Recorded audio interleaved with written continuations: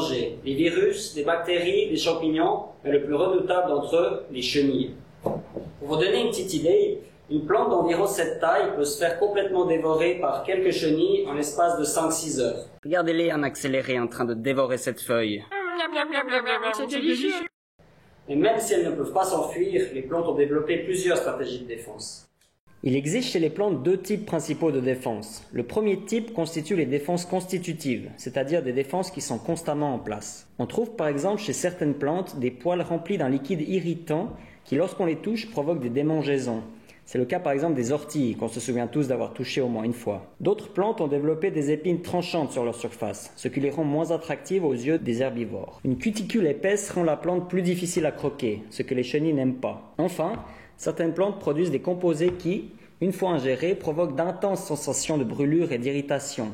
Bien que certains humains apprécient ce goût pimenté, ce n'est pas le cas d'autres animaux. Tous ces exemples illustrent la diversité de défenses constitutives dans le règne végétal. Le deuxième type de défense des plantes est activé uniquement en cas d'attaque. On dit que ces défenses sont induites. En absence d'ennemis, la plante est au repos. Mais lorsque des chenilles se trouvent sur la plante, elles vont commencer à la dévorer, ce qui cause des dégâts importants et représente un risque pour la plante. Une stratégie de la plante est la production localisée et immédiate de composés toxiques pour les chenilles, ce qui va les faire fuir. C'est une défense directe. Une autre stratégie employée par la plante en réponse à une agression est le relâchement d'un parfum qui attire des guêpes parasitiques. Ces guêpes vont ensuite attaquer uniquement les chenilles et non la plante, libérant ainsi la plante de ses agresseurs. Pour la plante, les ennemis de ses ennemis sont ses amis. Voilà un exemple fascinant de défense induite indirecte. Nous voici au laboratoire pour faire une expérience pour illustrer le principe de défense des plantes par production de composés toxiques. Nous avons ici deux groupes de plantes. Un groupe de plantes normales et un groupe de plantes incapables de produire certains composés de défense appelés glucosinolates, qui par ailleurs donnent ce goût caractéristique à la moutarde ou au wasabi. Ce que nous allons faire, c'est déposer quelques chenilles sur chacune de ces plantes. À ce stade, les chenilles sont toutes petites et très fragiles. Nous les manipulons donc avec un pinceau. Ensuite, nous refermons bien la cage, afin qu'aucune d'entre elles ne s'échappe.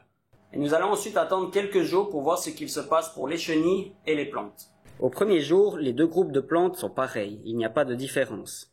Après 5 jours, nous pouvons voir que les plantes sans défense commencent à être un peu plus grignotées. Enfin, après 10 jours, les plantes sans défense sont complètement dévorées. Nous avons montré avec cette expérience que la production de défense permet à la plante de survivre et même de terminer son cycle en fleurissant, comparé à une plante incapable de se défendre.